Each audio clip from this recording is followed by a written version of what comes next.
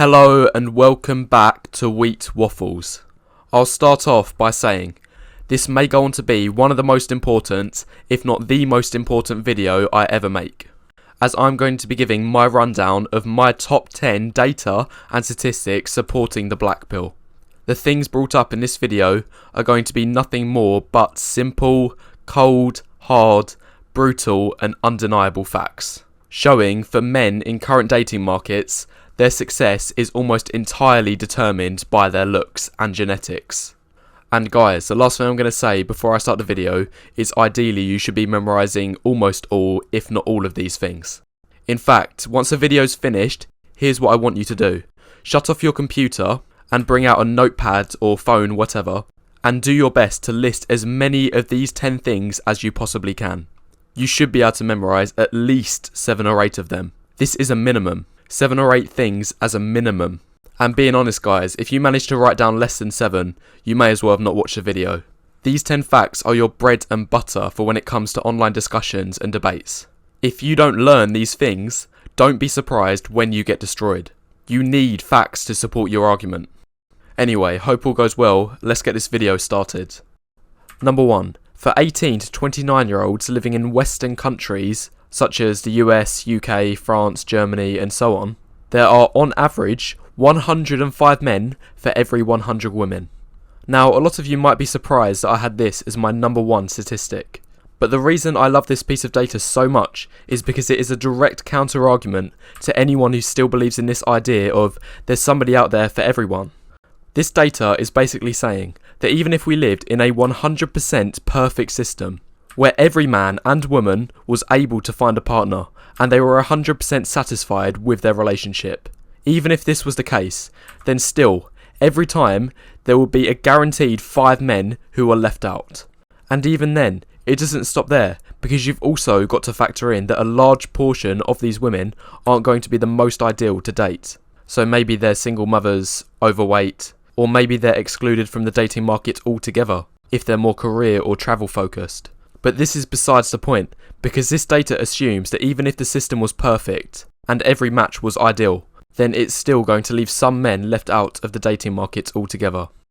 And lastly, before I move on to point number 2, if you want to know the reasoning for why this is, and why there are more men than women, is because in tribal times, men were much more likely to die during hunting or fighting other tribes. But by the time men and women reach fertile age, the numbers would usually be balanced out by that point. But obviously now we live in our developed world, there are no longer factors such as the ones I just listed to equalise the numbers. So that's the first statistic. There is a surplus of men, particularly for young age demographics living in the West. Moving on to number 2, height disadvantage. So taking a look at this chart, we have male height on the x-axis with the corresponding acceptance rate that women would deem suitable to date. And if we zoom in to a few critical parts of the graph, at 5'6", a man will have a 75% rejection rate based on his height alone. This is excluding other factors. This graph is based solely on height, and it gets even worse at 5'4", where it drops to 90%. This graph shows plain and simply just how significant height is for men when it comes to dating. And in my opinion, these numbers are likely even worse than what they appear. Because let's say that we bring 100 women back, and we have this man, he's 5'6". So, as already stated, 75 of those 100 will be an instant rejection for this man. But remember, these numbers, these are just the ones who said. These were just the ones who were honest in the survey, saying that they would reject a man at 5'6". What you've also got to take into account is others who lied in order to look good and virtuous. And still, on top of this, you've also got to take into account any others who have a strong disdain or rejection rate for somebody who's 5'6", but would only consider dating him if he's massively making up for his lack of height in other areas, like having Tom Cruise tier face, status and wealth. But your average 5'6" man isn't realistically going to have these things. So really the number of actual options that a 5'6" man will have is likely going to be significantly less than what the already shocking data shows. So that's number 2 about height. Moving on to number 3. Women, irrespective of their own ethnicity, favour white men when it comes to dating. So in this survey, women were asked which ethnicity they find the most attractive. I'll start by showing you this. This is what the data would look like if your ethnicity had nothing to do with your dating life. If people were colourblind, as it's now commonly said, there'd be a completely even playing field, each sitting at 20%. Well, this graph, this is how white women responded. As you can see, the data is now heavily skewed. They in fact favoured their own ethnicity by 86%, with others being preferred for roughly 5%. But I can understand this. I can see why it makes sense that one ethnicity will prefer to date their own. So based off this, you might expect other ethnicities to look something like this. So if you ask black women, they might respond this way, again favouring their own. Same goes for all other ethnicities, you'd expect the same pattern. But in reality, this is what the actual data looks like. Now this might seem a little confusing at first, but we have the female's ethnicity on the left, and their preference rate on the bottom. And the bars are colour coded. So if we go back to what white women rated earlier, you'll see on the graph that the orange bar for white men sits at 86%. And now what the shocking thing is, what stands out right away, is there is a hell of a lot of orange on this chart. Meaning most ethnicities when it comes to preferences in dating prefer to date white men. In fact, what's most shocking, in every case except for black women, they had a preference of over 50%. Meaning they preferred this ethnicity over all others combined. So there's that statistic. Moving on to number 4. A staggering 95% of Tinder likes go to just the top 50% of men. This shows two things. Number 1, hypergamy. It shows the vast majority of women, even those of lesser attractiveness, only have eyes for the top 50%. And secondly, it also shows the significant amount of looks discrimination that men face when it comes to dating. So if you're in that bottom 50% of men, which, for a man selected at random, will be a coin flip, then you're competing for that last 5%. This shows how severely the odds can be stacked against you, almost entirely based on your looks. If you've watched a lot of my content, you'll know this is one of my favourite statistics to use. It's a great one to have at hand and can be used in many points of discussion. Next, number 5. Looks is the biggest indicator of a man's dating success. So if we take a look at this graph, on the left we have various attributes that make you attractive. So looks, personality, money. On the right we have the rating of how strong each of these factors is for when it comes to a relationship initiation. And it's scored from -1 to 1. So the closer to 1 a factor is, the more weight it carries. And if it's below 0, it's undesirable. It actually makes your situation worse. So let's fill in the table. We'll start with what it's like for women. And the results should be fairly obvious. So obviously looks came in first. Everyone knows that men care about a woman's looks, and is a hugely significant factor for when a man is determining the suitability of a potential partner. So no surprises there. Personality came second and money came third. Now let's see what the picture looks like for men.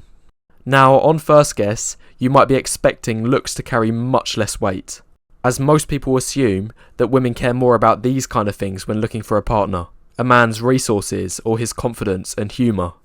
But, in reality, this data shows when it comes to dating, looks is just as important, if not slightly more important for men than it is for women, with looks carrying a strength correlation of 0.46 for men, which is 0.03 higher than it is for women. And again, a man's personality and money came in second and third. So that's the first 5, and I think these are the most important, and they should be really easy to remember, because you've got one about demographics, and then you've got 3 to do with your appearance, split up into looks, ethnicity and height, and then you have one more to show its significance in dating. Anyway, that's the first 5. Make sure you like the video and leave any thoughts you have in the comments below so far, as it helps the YouTube algorithm. The next 5 are going to be a little bit more nuanced and have a wider perspective. Number 6, the halo effect. So if we have a look at this graph here, this is women rating a man's looks and personality out of 5. And notice how there is a very strong positive correlation. This is due to the halo effect, which is where people are more likely to attribute positive personality traits to somebody they already find attractive, such as being kind, funny and honest. Meanwhile, they'll likely attribute undesirable personality traits to somebody they find unattractive. Number 7. Women understate the importance of looks. So if we take a look at this graph, this is women rating men. And on the left is how important women said certain characteristics were, such as looks, personality and money. and on the right is how important they actually were, so how likely they were to lead to a real relationship. And what's most striking about this graph is the difference between how the stated importance to the actual importance is almost completely reversed. So if we zoom into the data, women said that the order looked like this, that personality was first, then money second, and looks third. But in reality, the actual importance was looks first by a huge margin all the way up here, then personality second, then money third. Meanwhile, for number 8, when we compare this to men, they are much more honest on the importance of looks. So again, here's the graph for men rating women this time. And notice how they said that looks and personality were both highly important. Like obviously personality was top, but there isn't much difference, and they're more or less tied for first. Then money is at the bottom in third. Now although not perfect, it's a lot more accurate compared to the woman's graph. So when we put the two graphs together, and we focus just on the looks part, it is clear to see that men are much more honest about the importance of looks.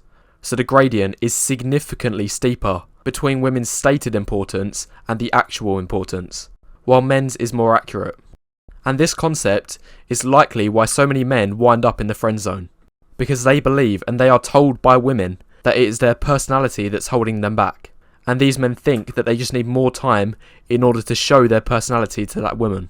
So that's for men. However, you almost never see this the other way around, because if a man rejects a woman, the woman most likely knows that it's because of her looks. The world is made openly aware that men care about looks, and the woman will probably know that the man has hotter and more attractive options. Number 9, and these last 2 points are going to be more in respect to the wider world, and how your physical attractiveness affects you even outside of your dating life. And this data is that babies stare at attractive faces for 4 times longer than unattractive faces. So for this study, they held up an attractive face and an unattractive one. And for 80% of the time monitored, the baby stared at the more attractive face. And what I like about this statistic is that it shows the innate and subconscious bias that all people have when it comes to judging people based on their appearance.